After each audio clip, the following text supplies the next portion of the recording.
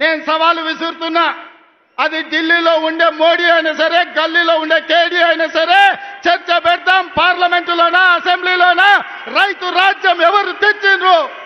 రైతులకు అండగా నిలబడ్డది ఎవరు? తేల్చుకుందాం. రాండి చర్చలకు. కేసీఆర్ వస్తాడు, కేటీఆర్ వస్తాడు, కిషన్ రెడ్డి వస్తాడు, నరేంద్ర మోడీ వస్తాడు.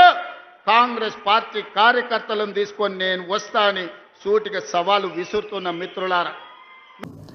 ముఖ్యమంత్రి ముచ్చటపడుతుండు కాబట్టి ఇప్పుడైనా ఎప్పుడైనా ఎక్కడైనా మేము రెడీ చర్చకు. నేను ముఖ్యమంత్రి గారు పేరు తీసుకొని మరీ పిలిచిండు. కేసీఆర్ వస్తాడా, కేటీఆర్ వస్తాడా, రండి అన్నాడు. నీకు కేసీఆర్ అంత లేదు కానీ మేము చాలు నీకు, వస్తాం, మీరు ఎక్కడ పెడతారో పెట్టండి, వస్తాం. ఇక కాకపోతే మేమంటే ఎప్పటికప్పుడు రెడీగా ఉంటాం. ఎందుకంటే ఇలా 10 ఏళ్ళు మునిగి తేలిన వాళ్ళం కాబట్టి మేము ఎప్పుడు రెడీ. కాకపోతే మీకు కొద్దిగా ప్రిపరేషన్ టైం కావాలి, మాకు తెలుసు.